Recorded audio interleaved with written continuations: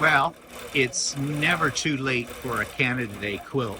This will be great for next year. Oh, Canada.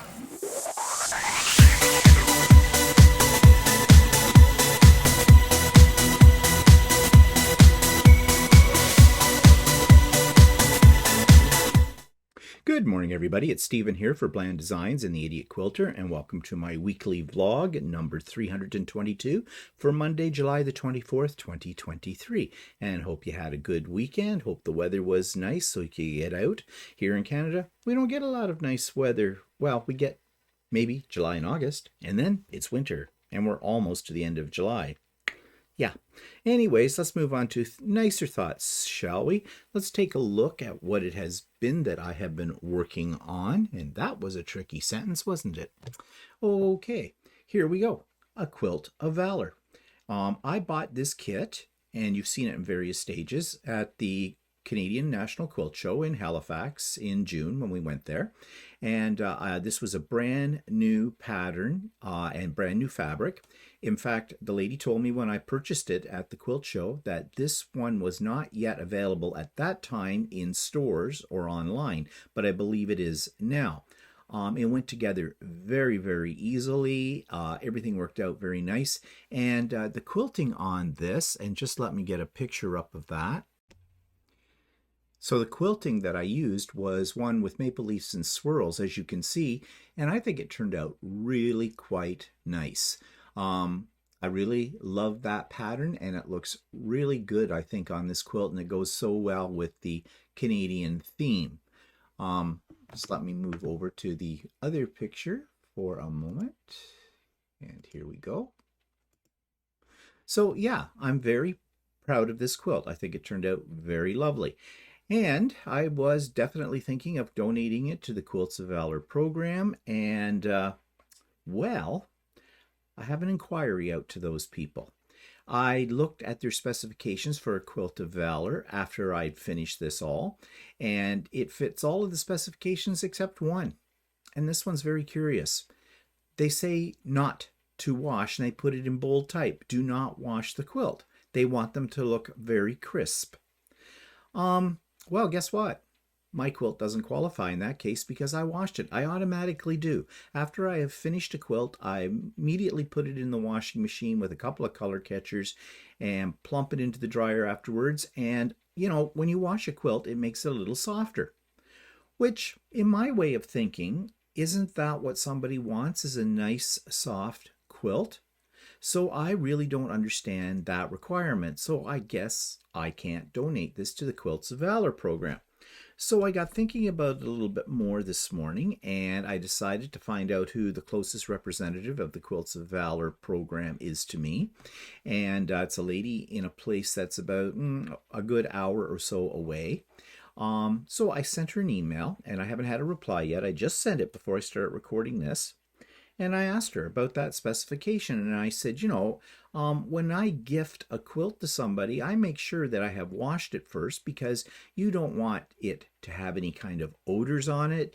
You don't want it to have any dust or pieces of thread, or if I had animals, pet hair, cat hair, things like that, human hair, whatever.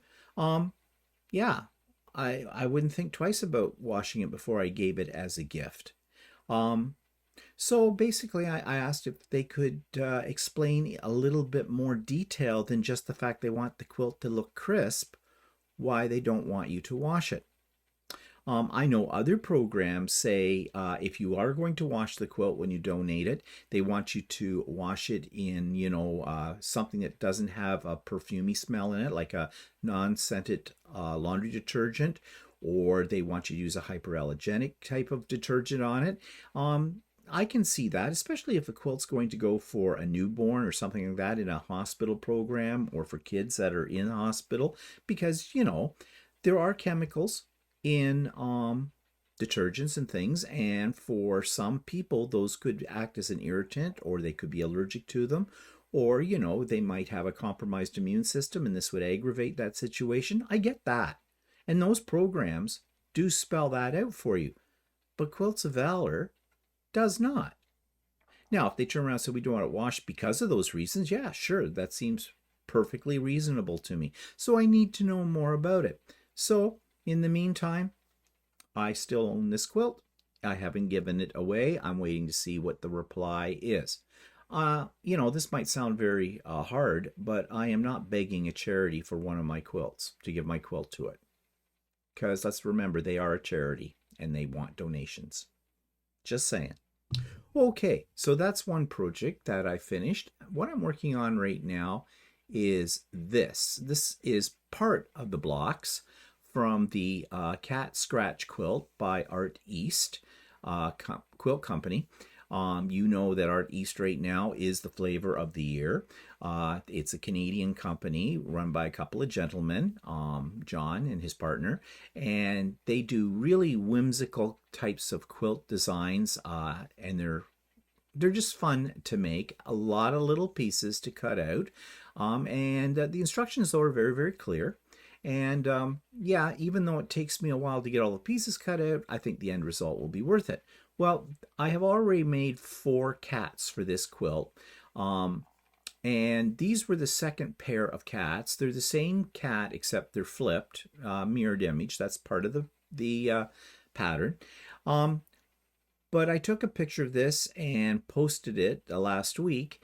And one of my subscribers wrote back to me, and this is her. She took a screen capture from my picture, and she said, there's a mistake in one of these cats. And she says, I don't want to be a bitch about it or pull a Walter. Even Walter didn't notice this, but she says there is a mistake. So yesterday on Stephen and Walter Live, I posted this picture and asked, you know, can you find the mistake? But I asked people not to tell me what the mistake is until you just put it in the comment sections for the idiot quilter or for today.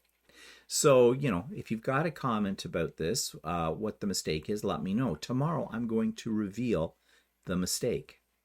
In fact, there's a mistake in both of these kitties. That's all I'm going to say. So there you go. You can study it and tell me what the mistake is. Okay, and oh, just a little spoiler alert. I have fixed the mistake, and I'll talk more about that tomorrow on the Idiot Quilter, because that was a little bit involved. Yeah. Okay, so that's what I've been working on. I have other things this week I'm going to work on. I'm going to talk more about all that kind of stuff on the Idiot Quilter tomorrow, so be sure to tune in. So that takes me to the YouTube channel of the week, and this one is a video from a YouTube channel that I have reviewed before. It's from a Canadian content creator called Brittle Star. That's the name he gives himself. He is a bit of a comedian. He's a journalist, that kind of thing. He has many, many very entertaining videos on YouTube, and I love watching them. However, this particular one is a sort of one of those kind of things where people look at a past video and comment about it. And I found this one very informative because he and his family were involved a few years ago in a commercial for one of the major airlines in Canada, WESTJET. And they show you the behind the scenes piece by piece through the video, through the commercial, of what they actually had to go through to make that commercial. And I thought that was very informative. So here's that video. Here's my review of it, and there'll be a link for it in the show notes below so you can see the whole thing later. This week's video of the week comes from someone that I reviewed a long time ago, but I still watch on a regular basis, called Brittle Star. He is a Canadian from Stratford, Ontario, and he is sort of a comedian, I guess, television personality to a certain extent, but he does very interesting videos about a wide variety of topics. But this one I came upon the other day, and basically it talks about the behind the scenes of making a commercial. And in this particular case, they were making a commercial for WESTJET. And he shows you really how everything is put together and what's involved in doing a commercial, the number of retakes, the sequencing that they do, all that kind of thing. And I found this very interesting because he gives a very honest review of what it was like to actually be involved in doing a commercial. So if you've ever wondered what it takes to make a commercial, what the behind the scenes situations are, then you might want to check out this particular video by Brittlestar. So as I said, there's a link for that video in the show notes. There's a link for this Wednesday's Sewing with Stephanie and Stephen. It's always the same link because I made it a Zoom reoccurring link. And so if you want to join us for a while and do some sewing and, general discussion, things like that, then we start that at 9 a.m. Eastern Time. Yeah, so join us. And there is a link to all my friends' YouTube channels as well. I'm sure many of them you are familiar with, but if you're not, check them out. And let's see, what else do I have? I have a link to all of my videos from last week. Turn the page over. And yeah, so let's move on to looking outside my window. And what kind of day are we having today? Well, let's take a look. Looks like it's going to be nice. Current temperature is 20. The high is supposed to be 26. Very comfortable, depending on the humidity, if there is much.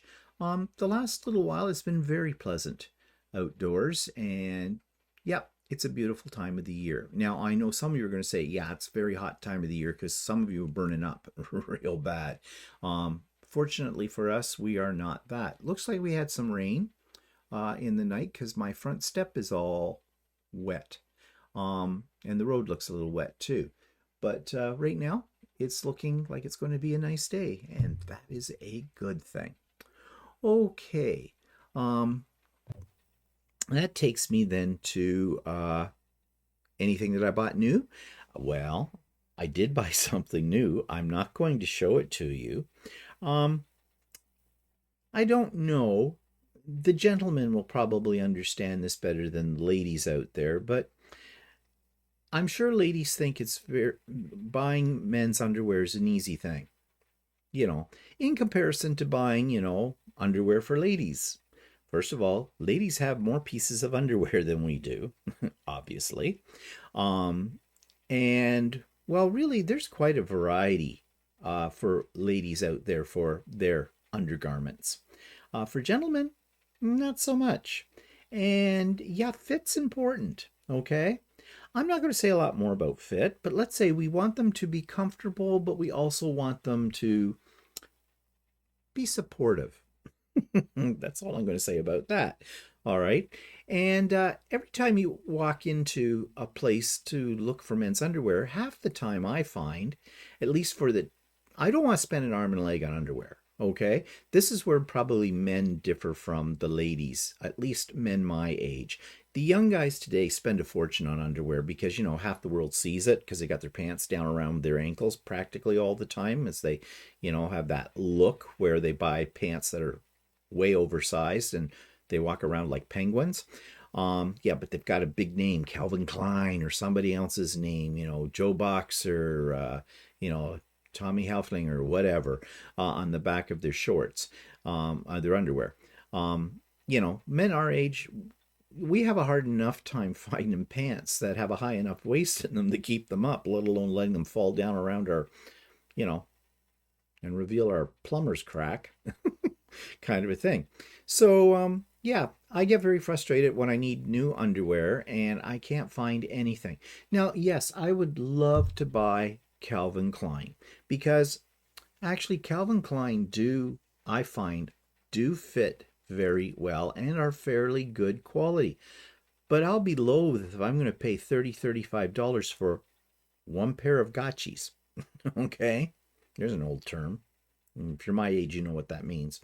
I mean, yeah, I'm more of the 6 pairs for $15 kind of boy, But then again, those don't last as long. The elastic seems to go. There's nothing like standing up and your underwear still standing down. And, what do you want? So I find that it's difficult to buy underwear. So I went on Amazon. Of course I did. A day without Amazon's a day without sunshine. And I found some reasonably priced underwear that sounded pretty good. And they're Hanes, so I know they're a good make. And I quite like them. In fact, I got 4 pairs for, which reminds me, why do we call underwear pairs? Because they don't come in pairs. You're not wearing two pieces of underwear at the same time, not as a man. But anyways, I digress. For $20. I didn't think that was too bad. $5 a pair. Okay. I'm enjoying them. They fit nicely. They feel good. We'll see how they wash.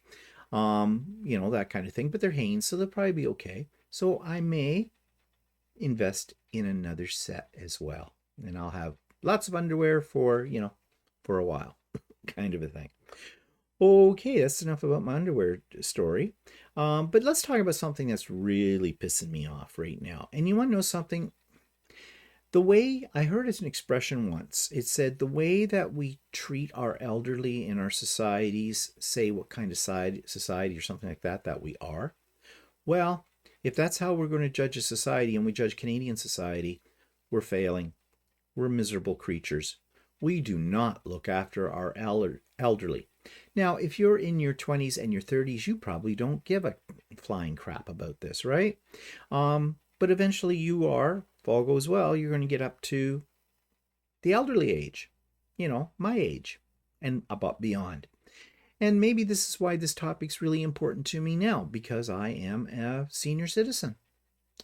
But, recently, my brother's mother-in-law, they had to find a place where she could be looked after because she has the beginning stages of dementia and she has some Alzheimer's. And she has been living on her own. She lost her husband a couple of years ago. But now she lives in an apartment, but now it's time she needs to be in a place where there is assistance, to say the least. They did find a place. They've put her in there, and hopefully all will go well. I have my doubts because I looked at those same kind of places when my mother needed to have some assistance as well. And beyond the fact that they're very expensive and they're like used car salesmen when you go in there, oh yeah, no problem, we have people here that'll look after your mom for all her needs. Of course, it costs you extra every month for the services, and they're not a nursing home.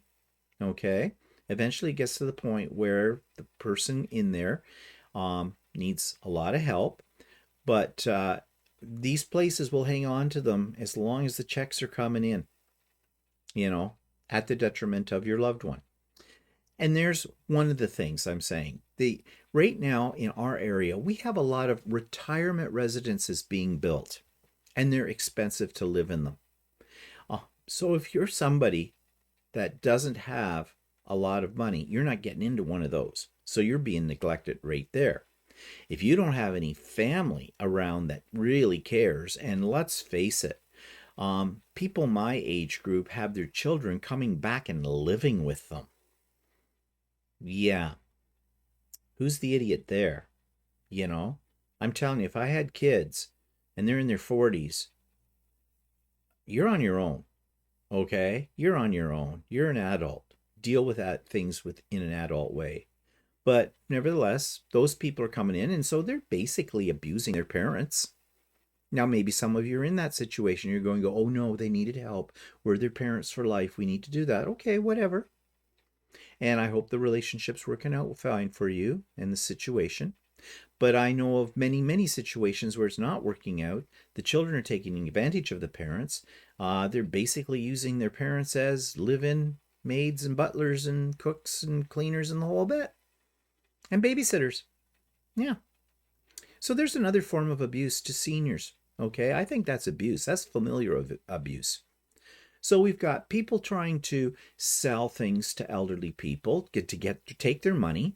Those people worked their whole lives and earned that money, probably saved a lot of money too, as well, with it. And these places are coming in and under false pretenses. These retirement homes and things like that are telling them, oh yeah, we'll look after everything, not a problem. And it's ka-ching, ka-ching, ka-ching. That's a form of abuse, financial abuse. But what's really the worst case of abuse is our government. Our government is not doing anything. Oh, the provincial government here is trying to say they put in all this money into the improvement of nursing homes and to hire more staff and the whole bit. I have not seen an improvement over what was happening during COVID and before. In fact, if anything, it's gotten worse.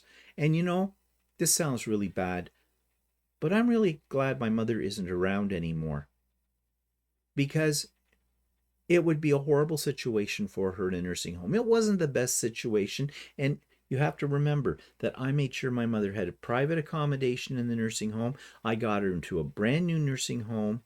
But nevertheless, not that the staff were abusive, the staff were underhired. There weren't enough people there. They were overworked. They weren't paid enough. They were burning out. And they were burning out before COVID.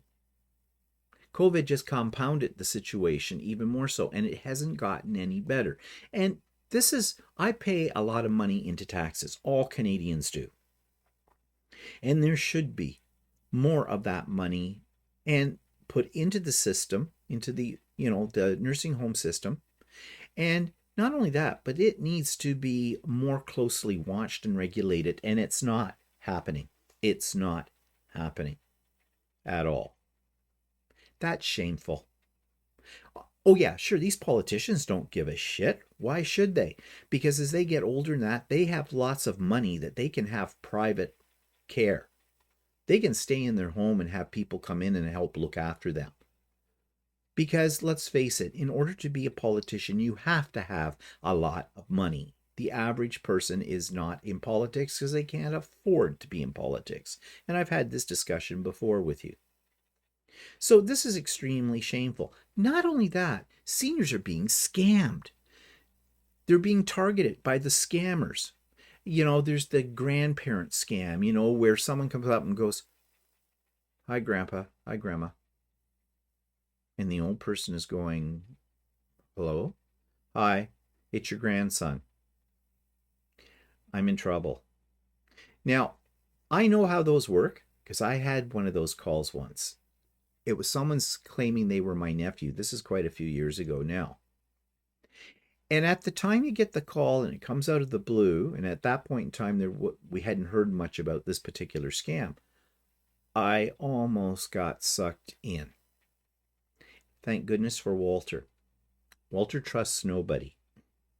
But I must have been in an emotional state on that particular day or something where my logical brain was not kicking in, and I almost fell for it. And they wanted like $1,000, something like that. They claimed that my nephew was in jail because of DIY, drinking under DUI. That's what I want. DIY is something totally different. All this kind of stuff. They sound very convincing. They really do. Now, let's picture an older person than me. Say someone more up in their 80s and that, who, their mind might be a little less, the logic part of it may not be working quite as well. Kind of like that lady in the car that hit Walter who said, well, I couldn't really see, so I just thought I'd floor it and take my chances. Okay, that kind of mentality. And these scammers know that that's what they're hoping to hit. And they're ripping people off for thousands of dollars. And there's many reports on the news all the time about these various scams that target senior citizens. I remember telling my mother when she was in her apartment, and I said, "Mom, if you get a phone call from somebody you do not know, do hang up. If it's someone legit, they will call back, they will leave their name, they'll leave their number, and I will contact them. But if it's somebody you don't know and they're trying to sell you something or whatever, you just hang up the phone. Don't say a word, just hang up the phone." And I explained to her about scams. However, now my mother was never a victim of a scam. However, there was one person that called, and my mother enjoyed talking to this person on a regular basis. Didn't know her. I think she had her name. Let's call her Kathy. And Kathy was reading Bible verses to her. Now, they didn't ask for money or anything that I know of. And since I controlled my mother's finances, there was no way my mother would have been able to give anybody any money. She didn't have a credit card or anything like that. So, and I asked her, is this lady asking you for money? Because sometimes they prey on that kind of thing too. Pray. Here's a pun on pray. They'll pray with you and prey on you. Yes, because they're actually looking for you to give them money to support their religion or whatever. This one didn't seem to do that from what I gather. My mother kind of liked talking to the lady. Yeah. And to this day, I don't know if they asked her for any money or not. But my mother knew better than to say to me, oh, I'd like to give some money to such and such, because she knew what my answer was going to be. So that never happened. But, somebody who's managing their own finances, who may be living alone, who may be very lonely, they will play on that to get your money. So this is bad. There's the door-to-door scammers too.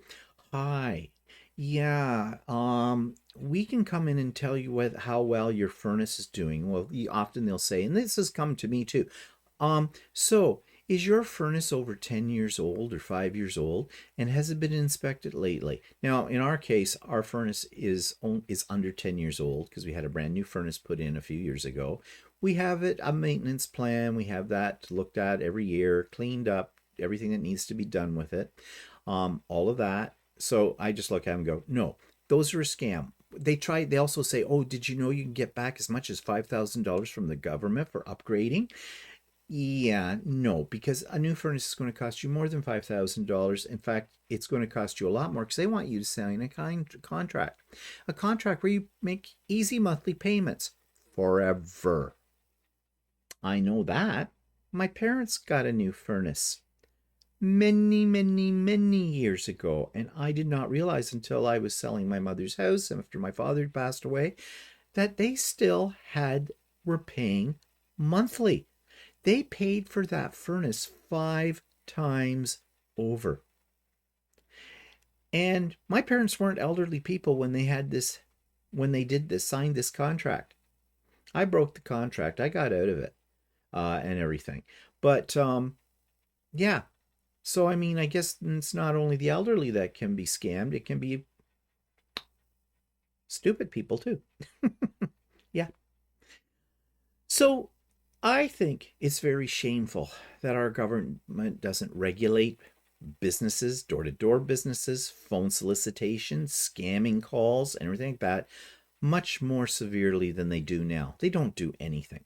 I think it's shameful that our government does not put more money and regulate facilities that are there for the support of senior citizens and the elderly.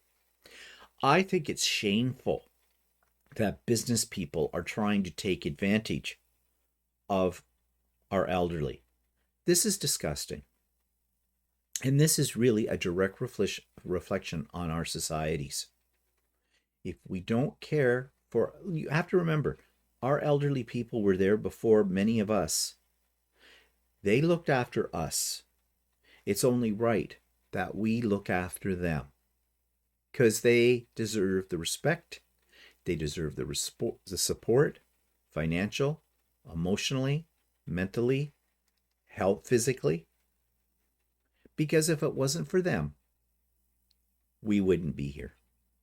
So think about that the next time you hear anything about elder abuse or scams and things like that. Okay, so that takes me to the 3D corner. I don't have anything to show you because I'm still making the same things I've been making for several weeks here. But I just wanted to talk a little bit because I've had a few people write comments asking about 3D printing. I am not an expert. Things that I know about 3D printing are things that I have gleaned over the last 4 years that I've had 3D printers. One of the most important things, though, that one has to learn when they first get a 3D printer is the importance of bed leveling. The bed is the platform that the item you are printing is printed upon. And you have to level it. And it is very tricky. It does take practice. with it and experience. Because if that bed is not leveled, all kinds of hell can break loose on as you're printing something. You can have a lopsided print. You can have a print that doesn't stick to the bed, so halfway through the print it slides off. You're screwed there. You have to start all over again. You might have rough spots on the finished product, or even holes, things like that. There's a whole host of problems that can be solved if you take the time to level your bed correctly. Now, having said that, I have noticed that one of my printers, the print that's coming out of it is not at the quality I want it at, and I suspect I need to re-level the bed, because you don't just do it once. You have to re-level your bed multiple times. I feel really lucky when my 3D printers make maybe 3 or 4 prints in a row without having to be re-leveled. Oftentimes it's less than that I have to do. I mean, in terms of how many prints I can get. I may have to do it after the second print, sometimes after the first print.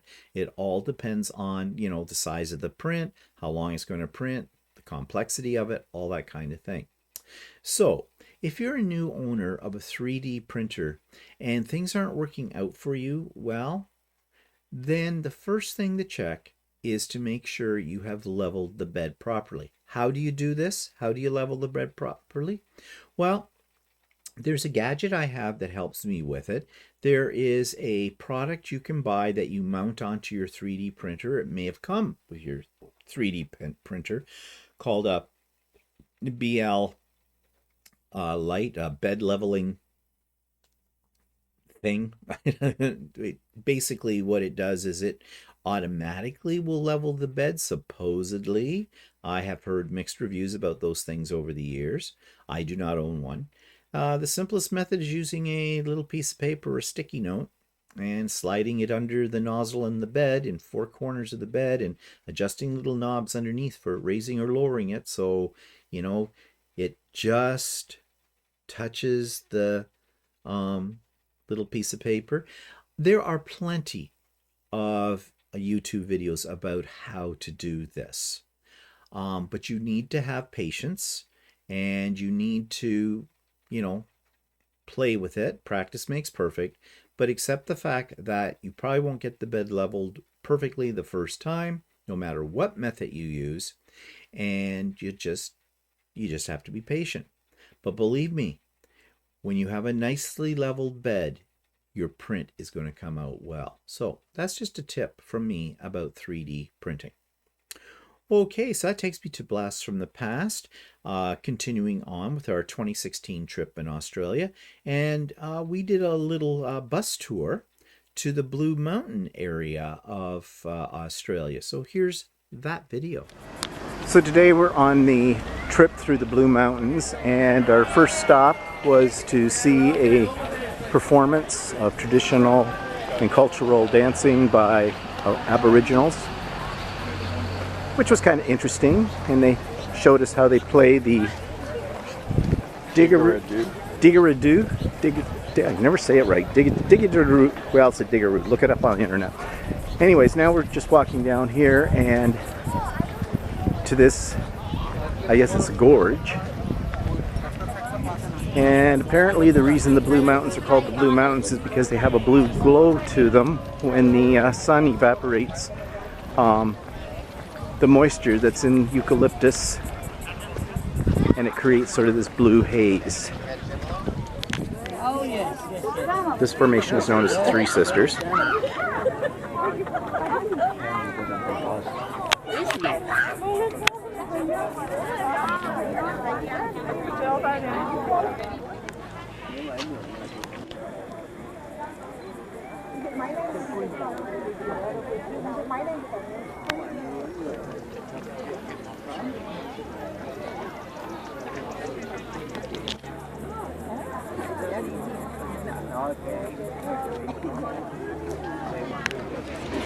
Okay, so here we are standing in line to get on this cable car that holds about 86 people at Scenic World.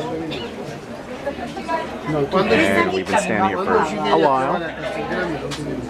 Oh, that's the best response I've had so far. There's only downhill from here. Well, literally, because we sort of go down a little bit and then we'll go back up again, but hey, that's being too technical. To the right, guys, Katoomba Falls. To the left, your beautiful Jamison Valley.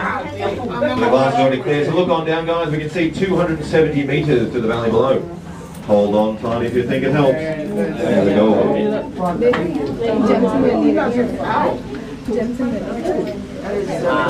You guys are going silent with wonder of all the sights around you, hey? How respect. To the right, Katoomba Falls. 244 metres, no waterfall. Now you see there's a whole bunch of backpackers out. They do like to jump the fence and wade into that water there. Now this water actually flows through the canyon and ends up in Warragamba Dam, which is part of Sydney's drinking water supply. So you folks wondered why Sydney's water tastes a little bit like backpackers' tea? That's the reason why over there. No, one lady liked that joke, fair enough. You guys are serious tourists, no time for humour. Let's get back to it. 7 o'clock on our left, we have the Three Sisters. Three Sisters there. Now if you're a child of millennial age and have no idea where 7 o'clock is, oh, just look around, you'll see 3 sharp spires. Bingo, you found it. And you can work 12 on an analog watch now. Oh god, there's so many cameras going. Ooh, let's get one. Yeah. Oh well, it'll be $10, sir, okay? That's alright. To the left you can see Orphan Rock there, guys. The hand railings on top there. There's actually stairs on the right. You've got to walk up the top of that feature there. But it was closed in 1974, it'd be too dangerous. Now there's even a couple of weddings up there, I believe, before closure. So let's hope the old honeymoons weren't too short. Yep, that's all the laugh that joke deserves. You got the spot on there. Good work. Okay, this is the incline railroad, and it goes down at about a 52-degree angle. Okay, my friends. If you're still on the platform, if you're on the left-hand side of the chain, we've got Duncan's going to sit you in your rows, and you'll be on the train very shortly. 6 or 7 minutes. Now, if you're on the train, we've got photo team. They're coming to take some nice photos of you. They'll scan your wristband. You can have a look at these when you get back up top. See if you look cool on the train. There it is, doors closing.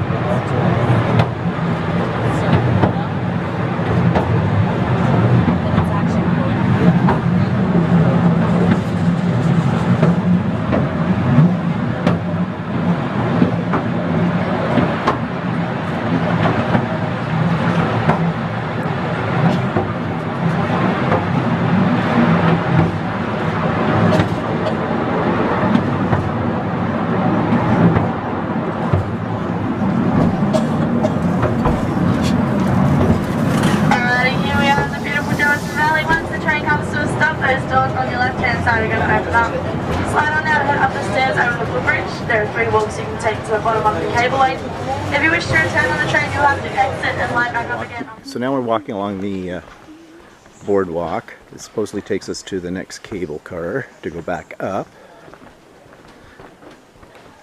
You know, lots of trees, rainforest-like, but really not a lot to see that we haven't seen before.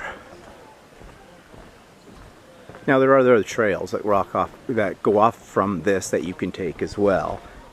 Little longer walks. They talk about up to an hour, and some of them we're on the 10-minute one. So heading our way to the cable car. And now we're getting on to the third one. It's a cable car that will take us back up to the top. We heard you that time. Alrighty. So my name's Hayden, taking us back up to Scenic World. Pointing out a few cool things along the way.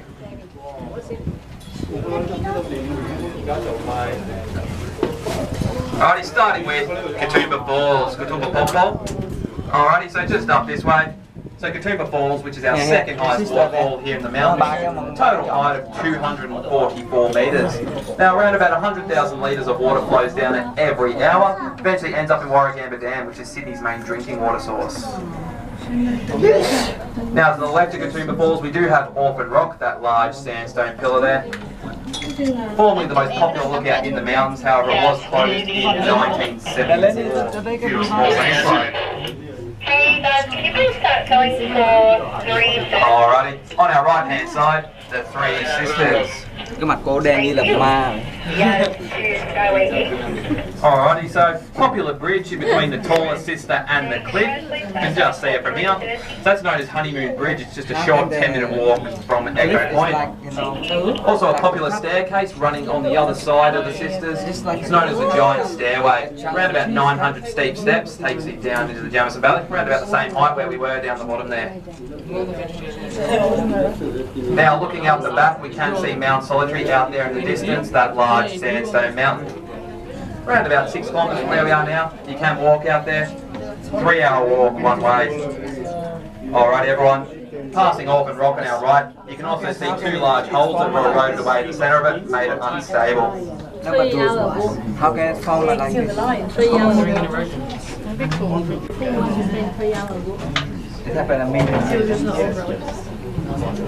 Alright everyone, bit of a swing here. Hold on if you think it helps.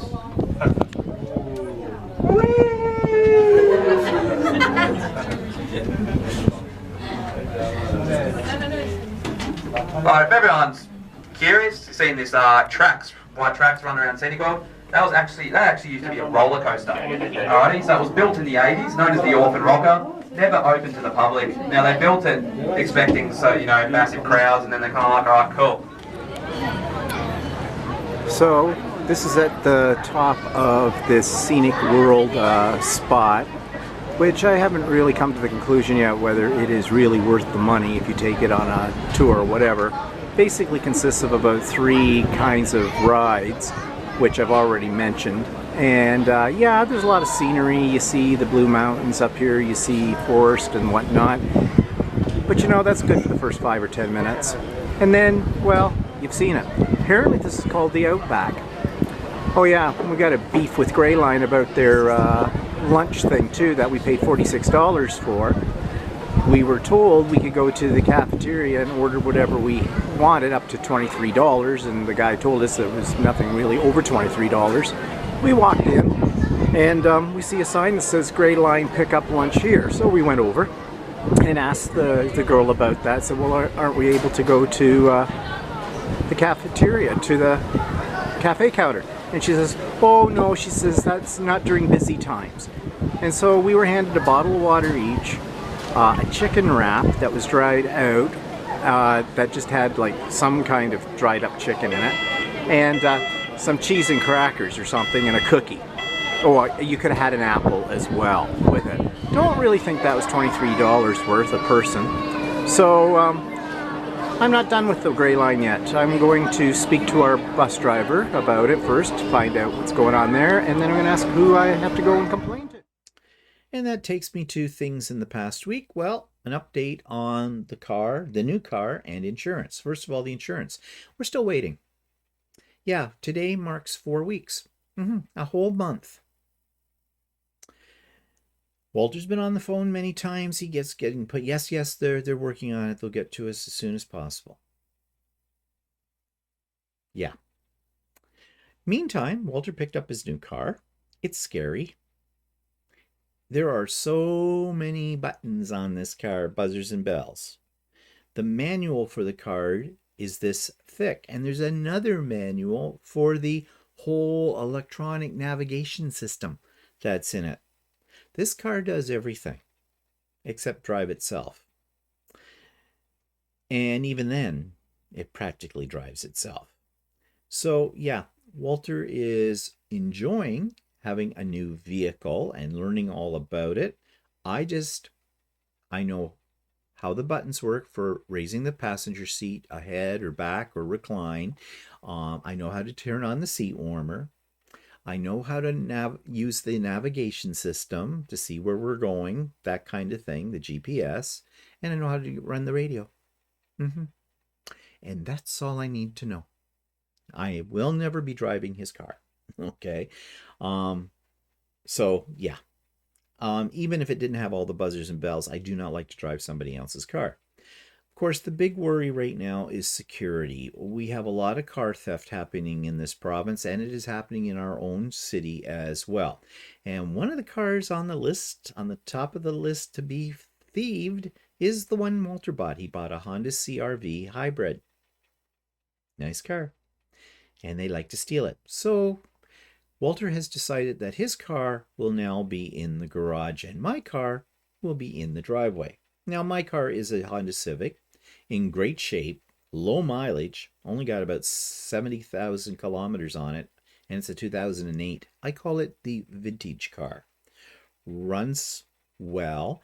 I do have to look into possibly getting some new wheels for it, some new rims, because I think I do have a problem there.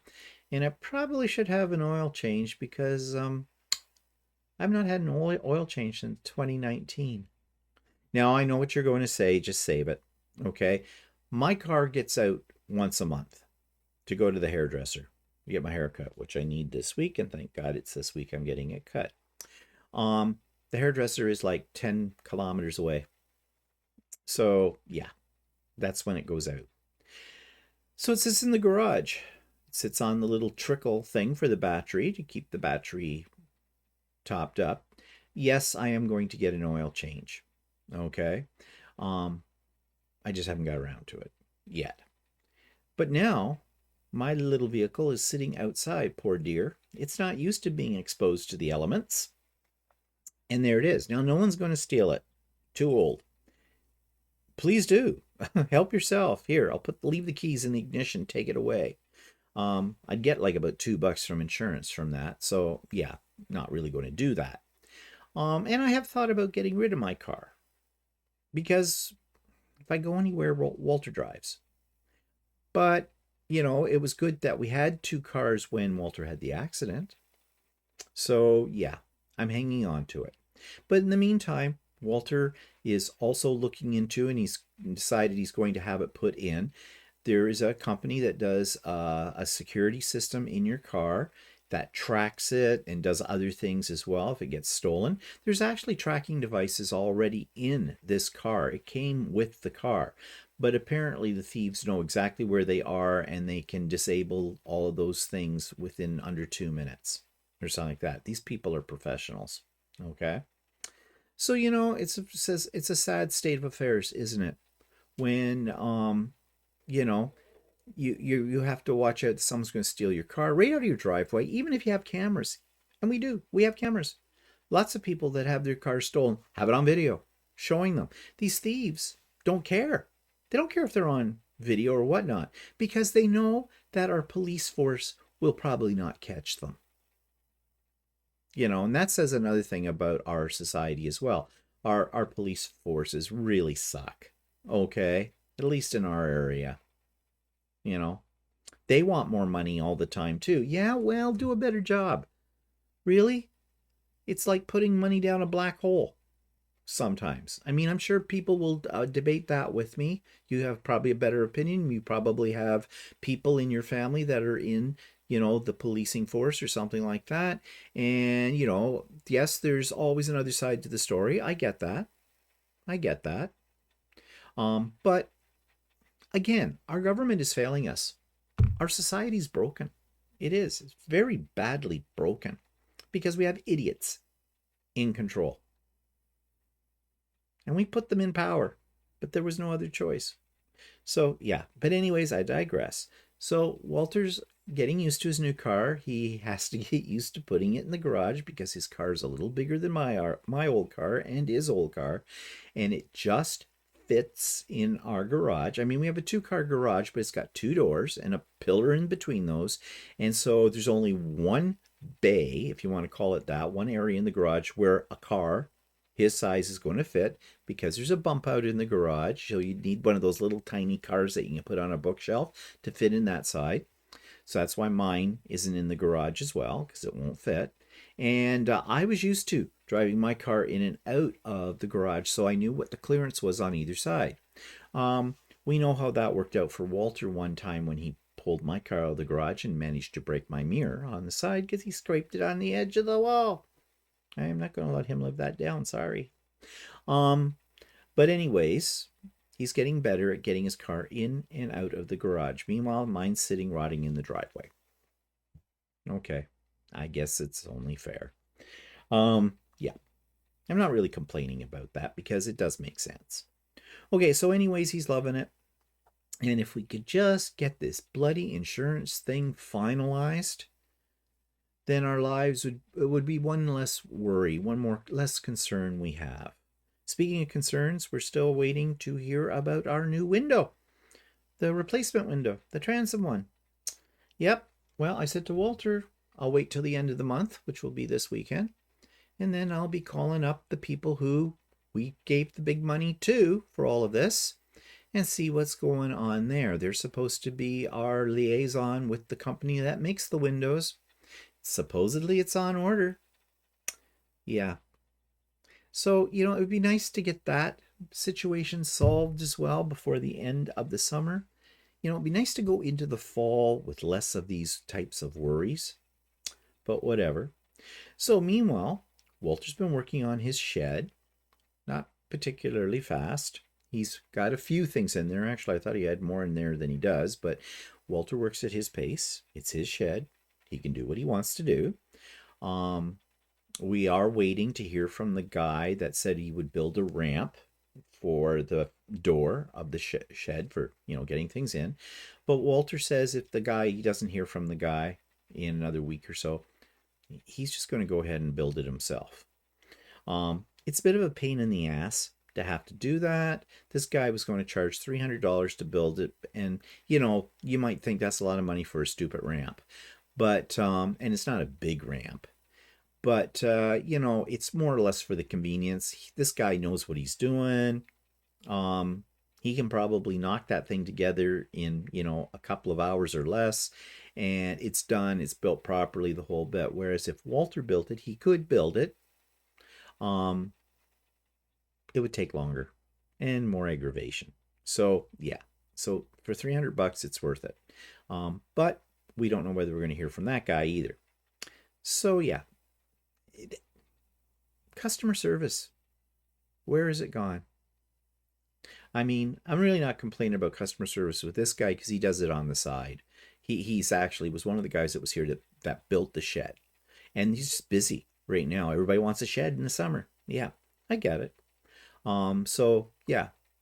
We'll give the guy the benefit of the doubt. He did say he wouldn't be able to do it until, the beginning of August. So, we'll give him the time for that. Okay, so I thought you might want a little tour of Walter's shed inside. Now, Walter didn't really want me to share this because he's not done. Okay, he hasn't figured out where the love seat's going to go and the curtains and the flower boxes. I'm being facetious. It's a shed. Okay, it's not a house. Well, it looks like one. So I'm going to insert a little video that I did of Walter giving us the grand tour of the inside of his shed. We're getting an exclusive tour of inside Walter's shed. No, not yet. It shouldn't be made public yet. Oh, Walter doesn't want this made public yet. But we'll have just a little sneak peek and see what it's all about. It's dark.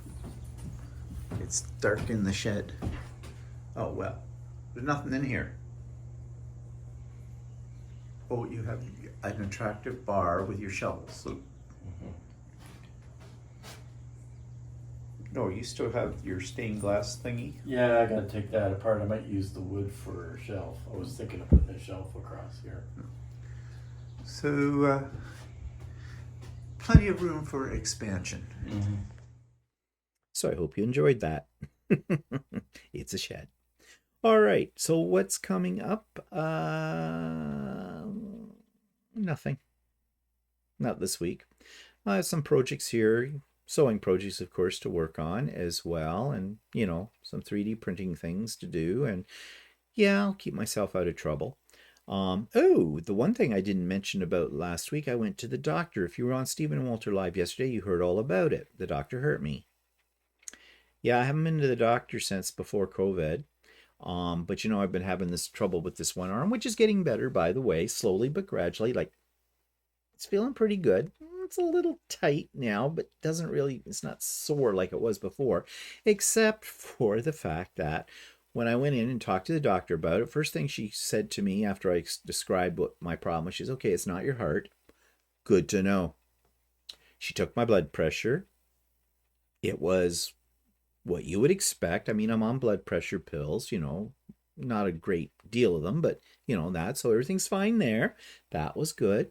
And she gave me a requisition that if I felt, you know, if my arm wasn't getting any better, to get an x-ray and an ultrasound on it. She says, but you know, you might want to just hang on to this for a while, and if your arm doesn't seem to be improving anymore, then she says, then maybe go ahead and do that, and we'll look at, after the results from that come back in, we'll look at what we can do. Okay, fine. Then she says, oh, yeah, it's been a while since you've been in. I knew it was coming. So we should do blood work. Okay, fine. I was expecting that. And yeah, we'll do a PSA test as well in the blood work. That's, you know, to check your prostate. Because men my age, you know, apparently we need to get that. But they like to do it first through the blood test. Of course, she said, you know that you have to pay for that. And I said, yeah, you've given me this test before. Yeah, I know it's not covered by our healthcare system with this, unless you have a precondition system like Walter does, because he has some problems in that area. And so when he gets his PSA test, and his prostate's fine, by the way, there's more information than you wanted to know. It doesn't cost him anything. But for me, it costs $38. Okay, fine. You're going to see if our private insurance that we also have is additional insurance, whether that will give me back the money or not. We'll see. I have my doubts they will, but we'll see. But anyways, okay, that's fine. Blood test. Oh, and urine sample, of course, pee in the little plastic bottle. And also then she says, oh, she says, you're over 65. Oh, no shit, Sherlock. I am, you know. Yeah. So, well, you should have a shingles shot. Yeah, I know. We talked about this yesterday, and everybody told me about, you know, you don't want to get shingles. I've had shingles. I had a very mild case of it many years ago. Yeah, it's not fun. So I said, she says, I have them right here, Shendrix, or whatever they call this stuff. She says, I have it right here. I can give it to you now. I said, fine, let's do it. It doesn't cost me anything. That's covered by our healthcare system. One of the few things that are these days. And then she says, oh, you should have a pneumonia shot too. Never had one of those. I kid. She says, I got them right here. But she says, now there is another one you can upgrade to. And when she's first describing it to me, she's saying, but you need to go to the pharmacy. I write you a prescription. They'll give you a vial. You come back, make an appointment with me, and I give you the shot. And she says, now that's not covered by the healthcare system, by OHIP. That's our Ontario Health Care System, she says. So she says the pharmacist will tell you like how much that's going to cost and everything like that. And, you know, I'm cheap bugger. And I said, okay, so what's the difference between getting the one you can give me today that's covered or the one that I go to the pharmacist and get? Well, if you're diabetic or you have a compromised immune system, it's better for that kind of condition. I said, I'm not a diabetic. She knows this. I do not have a compromised immune system. She knows this. So I said that. So I said, well, since you can give it to me right here, and I don't have to go to the pharmacist and everything, I might as well get the one here. Yeah, that makes sense. Who's the doctor here? Why? Are you getting a kickback? If I went to the pharmacy and got this, do you get a certain percentage? I don't think she does. Just why not say right up front? Well, the other one is if you're diabetic or you have a compromised immune system or you have like something this and that, which none of those things I have, then give me the standard pneumonia shot. So she did. Now, I said to her first, well, I said, maybe, I don't know. I said, maybe you should put it in this arm because this is not my sore arm. She says, yeah. She says, I think what I'll do is, she says, I'll give you the worst of the two shots, which is a Shingrix, apparently, in the bad arm because your bad arm's already hurting. Okay, fine. You're the doctor. Do you understand why I don't like doctors? It's stuff like that. So she gave me a shingle shot here. She gave me the pneumonia shot here. I went downstairs to the lab. They took out like 12 gallons of blood from my arm. I still have the bruise from that. And I peed in a little plastic jar. It was a fun morning, and I have Walter to thank for it because it was his idea for me to go to the doctor. So, okay, so now I've had the shingle shot. I've had the pneumonia shot. I have to go in 4 months' time back in, or I have the appointment for the second shot. Now, Walter says to me, because Walter's always filled with horror stories about these things, he says, yeah, when he got the Shingrix shot and that, his arm all swelled up. It was really sore, and there was a lot of heat. It was really hot. Well, Walter sometimes does have reactions to shots. I seldom ever do, if anything. Not in this case. I did. Not immediately. It was the next day, and my arm is still sore at the site of the injection. Yes, up here, I got a rash.